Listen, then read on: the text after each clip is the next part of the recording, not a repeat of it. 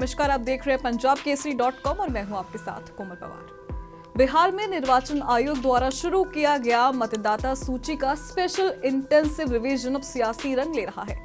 ये अभियान जहां एक तरफ पारदर्शी और सटीक चुनावी प्रक्रिया का वादा करता है, वहीं दूसरी तरफ राजनीतिक दलों के बीच इसकी मंशा और असर को लेकर बहस छिड़ी हुई है।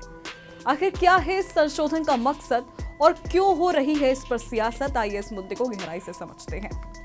निर्वाचन आयोग ने बिहार की मतदाता सूची को दुरुस्त करने के लिए ये विशेष अभियान शुरू किया। इसमें दोहरे नाम, मृत मतदाताओं के नाम हटाने और नए पात्र मतदाताओं को जोड़ने का काम होगा। बूथ लेवल के ऑफिसर, जिन्हें हम BLO कहते हैं, वो घर घर जाकर सत्यापन करेंगे और जन जागरूकता अभियान भी चलाया जाएगा। अब बिहार जैसे बड़े मतदाता आधार वाले राज्य में ये प्रक्रिया बेहद अहम है। निर्वाचन आयोग ने इसके लिए एक समय सीमा निर्धारित की है, जिसमें समावेशिता और सटीकता पर जोर दिया गया है। 18 वर्ष पूरे होने वाले स्थानांतरित हुए या विवरण अपडेट करने वाले मतदाता निर्धारित केंद्रों या आयोग के ऑनलाइन पोर्टल के माध्यम से पंजीकरण कर सकते हैं और ग्रामीण क्षेत्रों में विशेष शिविर भी आयोजित किए जाएंगे। अब ये जानना जरूरी है कि आखिर विपक्ष इसका विरोध क्यों कर रहा है। RJD, कांग्रेस और AIMIM जैसे दल इस प्रक्रिया को लेकर भड़के हुए हैं। विपक्ष का कहना है कि चुनाव आयोग के इस फैसले से राज्य के 2 से 3 करोड़ मतदाताओं पर असर पड़ेगा और ये गरीबों, दलितों, पिछड़ों और समाज के वंचित लोगों के वोट काटने की साजिश है।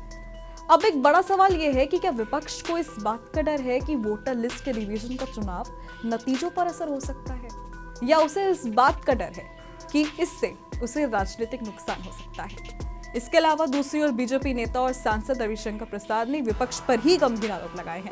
उन्होंने कहा कि जो जहां रहता है उसे वहीं से वोट देना चाहिए। विपक्षी दल ऐसे लोगों के नाम वोटर लिस्ट में रखना चाहते हैं जिनका वहां से कोई लेना देना ही नहीं है। ये लोग घुसपैठिए के नाम वोटर लिस्ट में शामिल कराकर राजनीति करना चाहते हैं और सत्ता का स्वाद चखना चाहते हैं।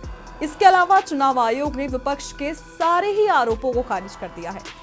आयोग का कहना है कि SIR एक नियमित प्रक्रिया है जो हर बड़े चुनाव से पहले होती है। इसका मकसद फर्जी वोटरों को हटाना और मतदाता सूची को पारदर्शी बनाना है।